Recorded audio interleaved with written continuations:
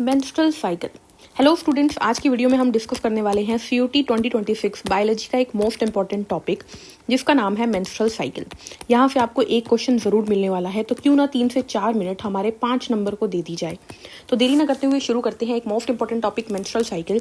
Hello नमस्ते, I am Deepali Goyal. स्वागत है आप सभी के अपने चैनल साइंस मैजिक पर। वीडियो पसंद आए तो लाइक, शेयर एंड सब्सक्राइब करिएगा और कोई भी टॉपिक समझना है तो कमेंट करिएगा। चलिए, तो सबसे पहले मेंस्ट्रुअल साइकिल में आपको क्या पढ़ना है। देखिए, एक सिंपल सा टॉपिक है जो कि एनसीईआरटी में नहीं दिया हुआ बट क्वेश्चन आ जाता है। देखिए, जितने भी मैमल्स हैं उन्हें 2 कैटेगरी में बांटा गया है, primates and non primates. Primates के अंदर आ जाते हैं मैन, मंकी एंड एप्स। इन तीनों के अंदर मेंस्ट्रुअल साइकिल चलती है। बचे हुए सारे मैमल्स यानी कि non primates, cat, dog, cow, सब में एस्ट्रस साइकिल चलती है। यानी एक हीट पीरियड आता है जिसके दौरान वो चाइल्ड जो होते हैं वो प्रोड्यूस करते हैं, यानी अपने बच्चे प्रोड्यूस करते हैं। क्लियर।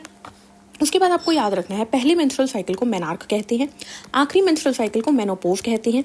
मेंस्ट्रुअल साइकिल लगभग 28 से 29 दिन चलती है अकॉर्डिंग टू एनसीईआरटी, बट वैसे ही अप टू 35 डेज भी हो सकती है। ठीक है, बट आपको आंसर यही टिक करना है। ओव्यूलेशन का मतलब होता है release of ovum from ovary, यानी ओवरी से जब ओवम निकलता है या एग निकलता है या ओवा बोल सकते हैं, उसी को ओव्यूलेशन बोलते हैं। ये 14th day of menstrual cycle पे होता है ड्यू टू LH सर्च। अब इन चीज़ों को समझते हैं। देखिए, सिंपल से तरीके से समझेंगे, फिर एनसीईआरटी का चार्ट देखेंगे। देखिए, एक सिंपल सा कंसेप्ट है। एंटीरियर पिट्यूटरी से कुछ हार्मोन्स निकलते हैं। वो हार्मोन ओवरी में चेंजेस लाते हैं। जब ओवरी के अंदर कुछ चेंजेस आते हैं तो ओवरी से कुछ हार्मोन निकलते हैं, वो हमारे यूट्रस में चेंजेस लाते हैं। दोबारा सुनिए, एंटीरियर पिट्यूटरी से कुछ हार्मोन निकलते हैं जो ओवरी में चेंजेस लाते हैं, ओवरी से कुछ हार्मोन निकलते हैं जो यूट्रस में चेंजेस लाते हैं। फॉर एग्जाम्पल, जब एंटीरियर पिट्यूटरी से FSH निकलता है तब FSH यानी फॉलिकुलर स्टिमुलेटिंग हार्मोन फॉलिकल की ग्रोथ करवाता है और ग्राफिकन फॉलिकल प्रिपेयर करवाता है। जैसे ही ग्राफियन फॉलिकल बनती है तो वहां पर एस्ट्रोजन रिलीज होता है, यानी फॉलिकल्स क्या रिलीज करते हैं, एस्ट्रोजन, और वो एंडोमेट्रियम को प्रिपेयर करते हैं, यानी यूट्रस की वॉल को तैयार करते हैं कि भाई प्रेगनेंसी हो सकती है, इम्प्लांटेशन हो सकती है, अगर तू टूटी हुई है तो तू दोबारा बन जा। क्लियर। तो एंटीरियर पिट्यूटरी से निकला FSH, उसने ओवरी में चेंजेस लाए, फॉलिकल की ग्रोथ करवाई, ओवरी से हार्मोन निकला एस्ट्रोजन और यूट्रस का चेंज आया, एंडोमेट्रियम की प्रिपरेशन शुरू हो गई। बिल्कुल उसी तरीके से जब ये एंडोमेट्रियम प्रिपेयर हो जाती है तो इस फेज को बोलते हैं फॉलिकुलर फेज, क्योंकि फॉलिकल बन रही है, प्रोलिफरेटिव फेज क्योंकि एंडोमेट्रियम प्रोलिफरेट करके प्रिपेयर हो रही है। ठीक है, अब जब ये प्रिपेयर हो गई तो एग निकलेगा, यानी LH का लेवल बढ़ेगा। एंटीरियर पिट्यूटरी से निकला LH सर्ज आते ही ओव्यूलेशन हो जाएगी, यानी ओवम रिलीज हो जाएगा और साथ ही साथ बचे हुए पार्ट से कॉर्पस लूटियम बन जाएगी। अब जब कॉर्पस लूटियम बनेगी तो कॉर्पस लूटियम या तो एस्ट्रोजन सिक्रीट करेगी या प्रोजेस्टेरोन। एस्ट्रोजन थोड़ा बहुत, प्रोजेस्टेरोन बहुत ज़्यादा। अब ये प्रोजेस्टेरोन होता है प्रेगनेंसी हार्मोन। ये एंडोमेट्रियम का ध्यान रखेगा कि भाई एंडोमेट्रियम को बनाए रखना है, कोई बात नहीं, अभी तक स्पर्म नहीं आया तो तू बनी रहे, स्पर्म आएगा, जरूर आएगा। तो इस फेज को बोलते हैं लूटियल फेज, क्योंकि कॉर्पस लूटियम यहाँ पर बन रही है। सिक्रीटरी फेज, क्योंकि एंडोमेट्रियम यहाँ पर काम कर रही है, एंडोमेट्रियम सिक्रीशंस के लिए तैयार है।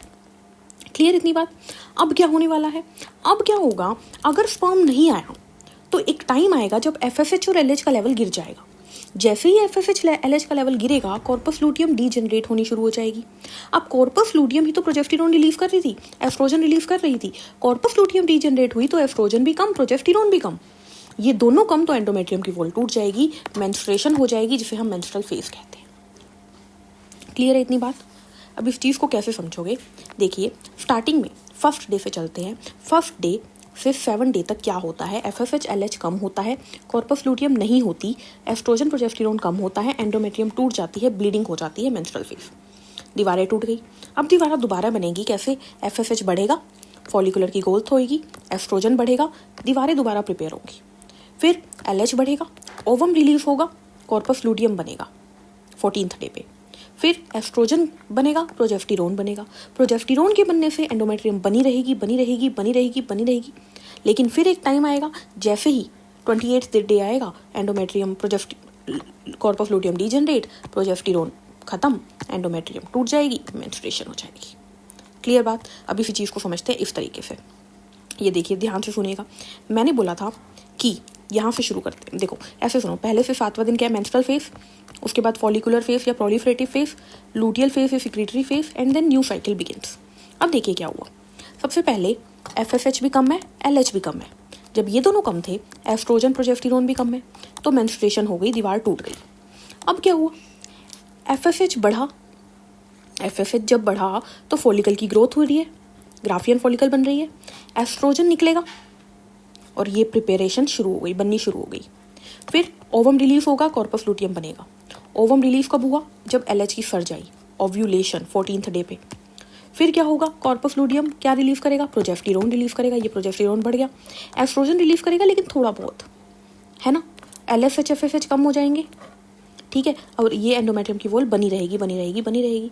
फिर क्या होगा, कॉर्पस लुटियम डीजनरेट होगा क्योंकि FSH LH कम हुए, ठीक है, एस्ट्रोजन प्रोजेस्टेरोन भी कम हो जाएंगी, ब्लीडिंग स्टार्ट हो जाएगी। सेम टू सेम वही चीज़ें हैं जो हमने ऊपर डिस्कस की।